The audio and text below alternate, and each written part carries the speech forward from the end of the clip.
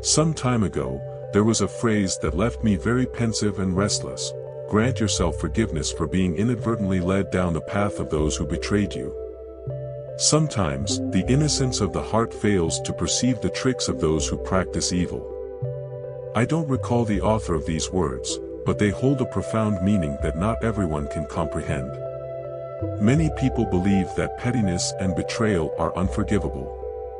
They fear that granting forgiveness may make the offender feel unpunished, leading to more pain and suffering in the future, both for themselves and others.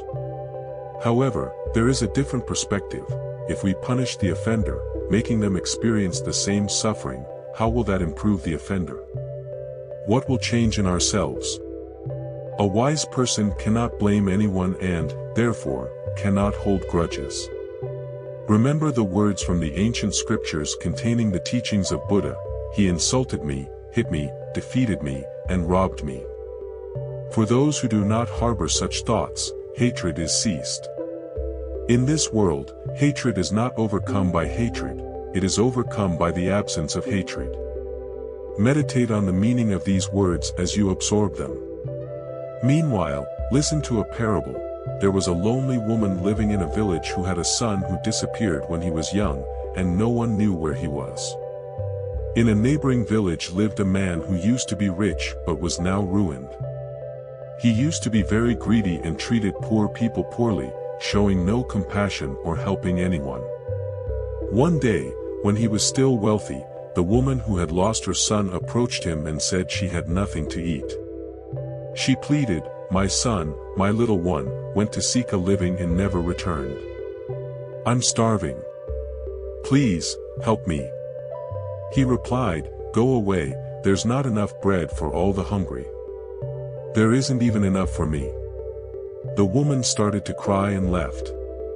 Other poor people like her helped her over time, and she managed to get by. She started collecting clay, making small pots, and selling them in the market. She used the money to buy flour and make bread. One day, the rich man passed by the market and pushed the woman with his horse. She fell and broke all the pottery she intended to sell.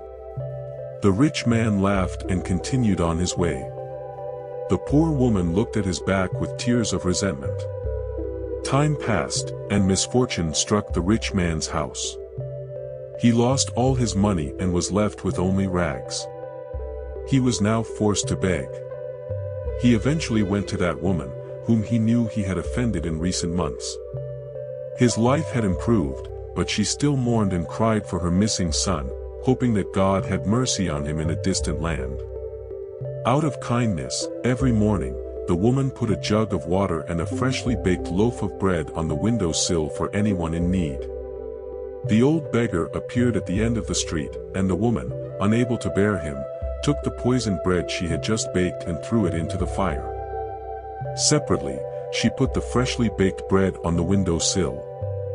The old beggar murmured, "I did evil, received evil, I did good, received good." He took the bread and water and left. A few hours later, a tired traveler arrived at the woman's house, whom she recognized as her son. "Mother, I didn't have the strength to reach you," said the son. "I was dirty, starving, and thirsty, but an old man found me and had mercy. He gave me water and bread, thus saving my life." Thus, hatred and evil perpetuate themselves, but when one person breaks that chain, their life improves.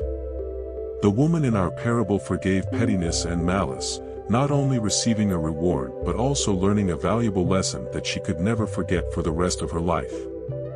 She had an epiphany, not with her eyes but with her heart and soul. There was a wise person who was asked, "Do you forgive someone who betrayed you?" He replied, "To forgive, first you must blame, and I don't blame anyone. I accept people as they are and don't expect apples from a pine tree or honey from flies. Try to live like this, it's not difficult, and you will like it."